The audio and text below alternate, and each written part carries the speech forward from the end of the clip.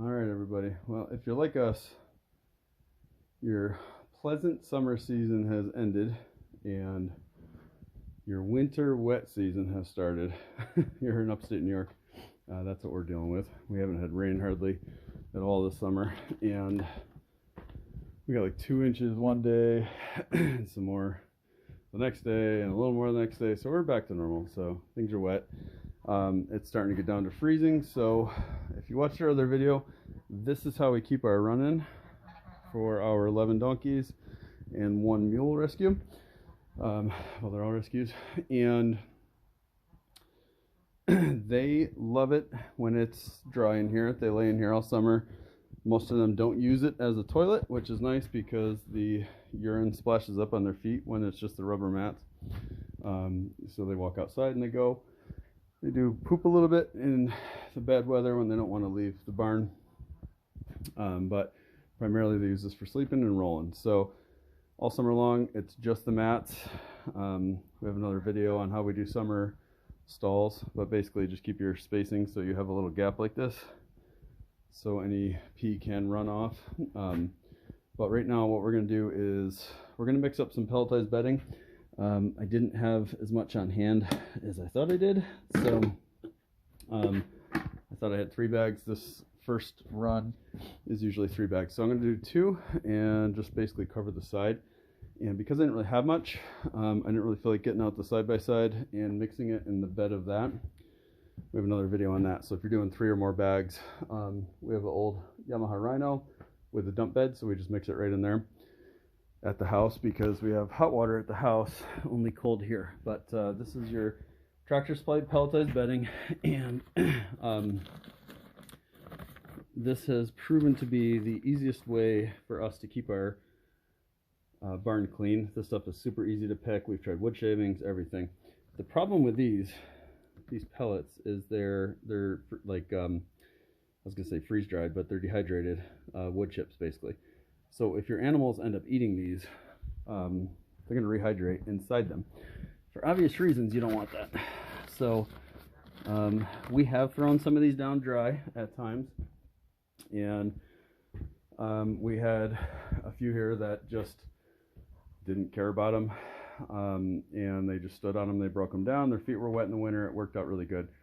And then we got others, and they were very interested in eating them, and we quickly stopped the dry process. So I'd encourage you to do the same. So what I did today, I cut a little square in each bag, and I've got hot water from our garage, and I'm going to start by pouring this into this little slot that I made here, and it's gonna get messy probably because I'm doing this with a phone in my hand. But basically what you're trying for is just to pour as much water as you can into the bag. And the reason why you don't cut the bag open yet is you want to get water on all the pellets you can. And don't be worried if a little water gets on the barn floor, because that's going to mix the remaining bedding up. You can see it already expanding. So in the winter, what I do is I'll bring 1 bag at a time out. You can see that one's really good. After cleaning up, I just top it off, which works really well because you're not really taking that much out. Because as you see, once it hydrates, it turns back into sawdust. So it's like super easy to clean, and it's like popcorn right now. And it's kind of like kitty litter, like when you're scooping kitty litter, and you're basically just getting the manure out. So got your handy dandy knife, cut the bag the rest of the way. And because we still want to trap some water, so I'm going to cut that quick. And you would be doing this a lot quicker if you're not recording at home, obviously. And now we're just going to open that up a little bit so I can get the water in there before it expands more. Sorry, my nose is running terrible. I hate to sniffle on video. It's disgusting. So I have a lot of questions from people asking, why would you want to put something wet in your paddock? And within within about 3 or 4 hours, unless it's like super moist outside, these will actually be dry like regular sawdust, like the stuff I just picked up in my hand. So this is the end of my 5 gallon. I don't know if I said, but I use hot water, not cold water, from the barn here. And the reason for that is it absolutely allows the shavings to mix faster. Cold water does work, but what you'll find is they just don't rehydrate the wood chips very quick. So then you end up with some like really soggy, wet wood chips in your barn. So, hey Harry, yeah, I know, it's interesting. Ivan, what do you think I'm doing? Harry's like, I'm gonna roll in there as soon as that's done. So they haven't had these since last winter. So some of them will browse on them a little bit because, you know, it is wood and they love eating wood. They'll chew any bark off any tree you have. But for the most part, they don't really bother with them much, especially after anybody's trekked through the mud. Oh, here comes Benjamin. He's our little troublemaker. He'll come right in here and he'll probably put his nose right in these things. As soon as their dirty feet touch them and it smells like their dirty feet, they're a lot less likely to nibble on any. And quite honestly, once it's broken down like this, it's not the end of the world if they get a little bit of it. If your animal eats them until they're gone, talk to your vet.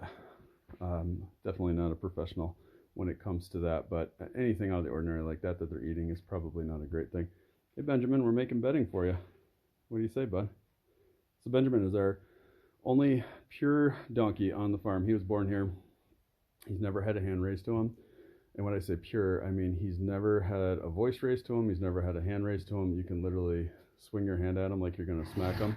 And he doesn't even blink because he just doesn't even realize that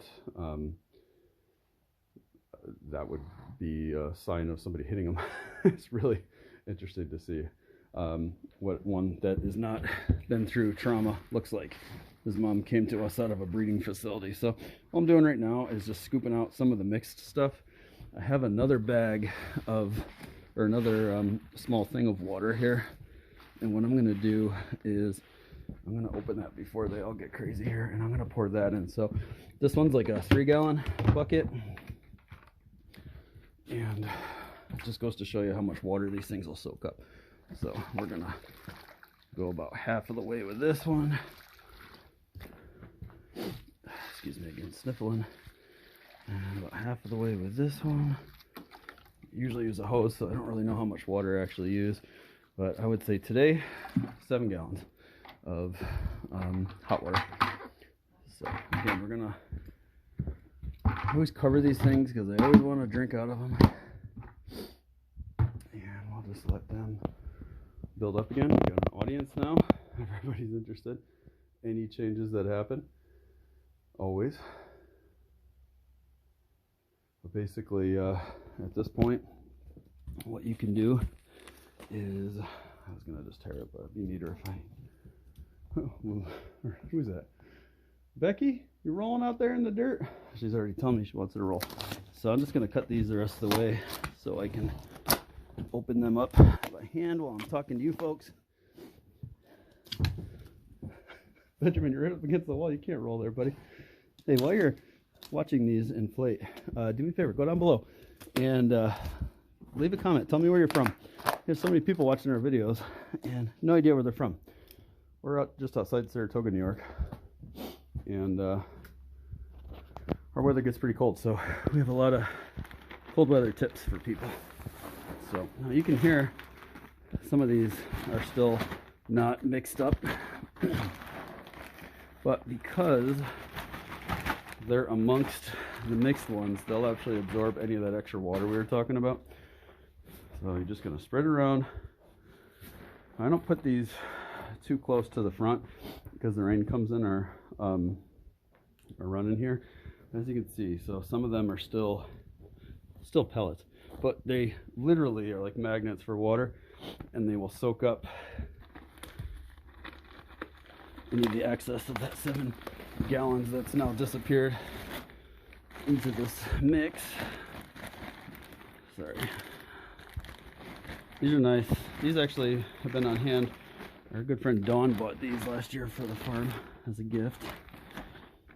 And at the end of the season, we didn't need them because winter ended.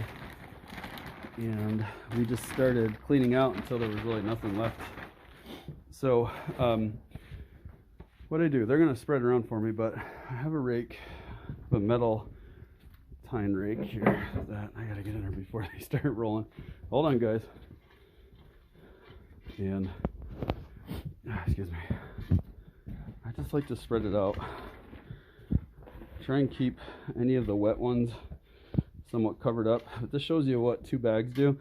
Like I said, I've got all these animals here. Now they do eat at their food pavilion over there, so a lot of their bathroom business is done there. Hey, careful, careful. What happened? They're starting on each other. So they don't do a ton of bathroom inside the house. Hi, Ivan. You're brave you came in. Ivan been with us a year and a half, and he has been dealt with a heavy hand. So big deal that he came in here with a bag. I think I got all that out of it. I'm gonna take these bags out because he's pawing at them. Come on for a walk with me.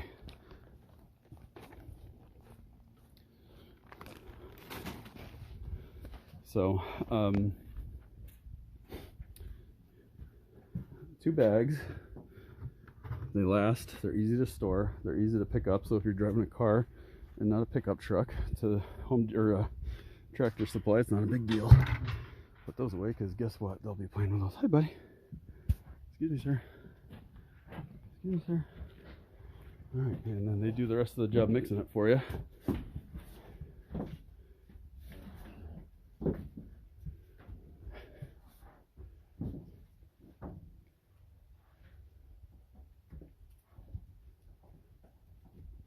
So your donkeys are going to be covered in sawdust, but it's good for them to have something different on their fur that absorbs some of the oils and stuff like that that they get. Now you can see one of them here is having a nibble. It's because it's not dirty enough yet, but there's a lot of water in that. They're walking around on it, and they're going to roll around a bunch, and I don't think there's going to be a lot of eating going on. The eating usually happens in the early part of the year, and when we had them closed off from food, which they're full-time open with the hay net over there, when they're really hungry in their mind, because it's been a couple hours since they ate, they would do a little bit of nibbling. So if you're going to introduce these, plan on just giving them more access to food than you normally do. We use the slow feeder nets with a 1-inch hole. Ouch, jeez. That's it, buddy? That's all you got? You didn't even roll the way over. That's Mr. Marvin. Hey, good boy. Yeah, you're going to switch sides. So we have them on a 4x5 round bale over there in a bag, big giant bag. But if I was feeding small bags still, I would just, for a couple days, put out your hay nets and just give them access to it for, more hours of the day than normal, until they can get their dirty feet all over it. And then once it smells like mud and poop, there's really not a lot of interest in eating it. But this space is a 10 by 20 inside of here with the tack room on the side. But on this space, like I said, 3 bags will get us like a basic covering. They just knock some of it out of there. 4 bags would be safe, 5 bags if you really want to be luxurious. But for them, I just like to start with a thin coating so it doesn't all get pushed out, and then I add a bag a week in the winter as they, it goes out with the poop. Any poop that happens, or their feet. As you can see, we already lost some here. So when I'm done videotaping here, videotaping, where did that come from? Like 1991? When I'm done recording this for you, I'll pull some of that back about 2 feet from the entrance so that it all stays there inside, because that's the goal, right? And if there's ever excess of it, I throw it into the corners up against the wall, and then that way you can pull that back as you're cleaning. And you want to add more. They also, due to their rolling, they'll push it to the sides and the back for you as well. So it's really a non-issue. But they haven't really had a great place to lay down other than in here in this storm. So they've been laying in the mud and stuff like that. So they're really excited to not have the mud. That's Harry. She was part of a rescue that came in. She was in 4 feet of mud, and she had long fur. It was like 5-6 inches long, and she was a baby, still nursing from her mom. And keep it in the barn, please. Keep it in the barn, please. Trouble. Nope, somebody brought a stick over to play with, and her fur was so long, and the mud was so bad that she came from, like it was up to her belly. We thought she had boy parts. So when our vet came a couple days later, we're like, can you just check, see if there's a chance that he was gelded? She looks at us, she goes, are you messing with me? We're like, what? No, it's a girl. So her name is Harriet now instead of Harry. That's her full blood sister. So that's Autumn. Autumn was in her mama's belly, and Harry was nursing at her side, and they were completely starved. Well, I shouldn't be surprised, but the camera I was using ran out of storage as I was rambling on about Autumn. But anyway, so this is day 2. Got back out here last night after going to the store, added 2 more bags of pellets, and you can actually see a difference in the color. But yeah, so this is now about, I don't know, 18 hours later, and you can see the moisture is pretty much gone that we added. In my hand, it feels cool to the touch, not wet, if that makes any sense. And it looks like Donkey's been rolling around. A couple of them went to the bathroom in here. I did the same process with 2 more bags last night, and this is like a totally different batch. I mean, it's like literally a year later I bought from the store. But this is 4 bags in a 10 by 20, and here it's like, I don't know, it's about 2 inches above my knuckle there on how deep it is. They rolled it and pushed it around, like I said. So what I'm going to do today is use my poo rake, and this is the beauty of these shavings. It's literally like a litter box if you've ever dealt with cats, and you just shake it and all your shavings fall out. And that's why the waste is so low. So what I do is I just, while I'm scooping, I come over to the areas that need a little bit more and shake it over. And as you can see, it cleans up really, really nice. Sorry, this rake is getting heavy for holding it with the camera. But I'm going to set that down here. As you can see, winter showed up overnight, which we knew was going to happen. Hey, buddy. Yeah, go get under cover. So our dry lot has become a snow lot, and everybody's eating undercover over there. That is our feed pavilion we built. Love it for us if we were using it for us with a fireplace on the end, but you know, the animals always get the cool stuff. We put a 4x5 round bale in there in a hay net, and as you can see, it keeps them out of the snow, rain, sun, all the stuff you want to avoid, and keeps them dry. So they walk back and forth to our Ritchie Classic Industries heated water over there that we installed last year. We love. There's some other videos on that. Our senior boys are having senior grain this morning. That's why they're cordoned off. They can't process the hay correctly, so they get a little extra treatment in their senior living facility. Anyway, back to what I was talking about. Squirrel, right? So this is what the bedding looks like, and again, it's super easy to work with. It cleans up really, really nicely, and you're just not throwing a ton of it out, as opposed to like the shavings we've used. We've tried straw. They eat all that, even though they're not supposed to eat straw or have any desire to. They do, but they come in, they roll around in this. It absorbs some of the moisture that gets on them. Like I said, they push it to the side. You can see how deep it is in the back and how shallow it is here. So every day I just kind of pull it back after I'm done cleaning it, and they get a fresh start. Looks like this usually, and it's soft to step on, and it's nice to land. So from here on out, I'll be adding a bag a week for the rest of the winter, and it keeps about this much in here. If we do have like major storms, and a lot of them are seeking shelter in here, it gets a little messy, and I'll pull some out. I have had like 1 or 2 times ever in a winter of this will be our 5th, I believe, using this product, that I had to actually add more than 1 bag per week. So it's pretty cost effective. For us, it's about, I think it's like $5 US for a 40-pound bag, dry pellets.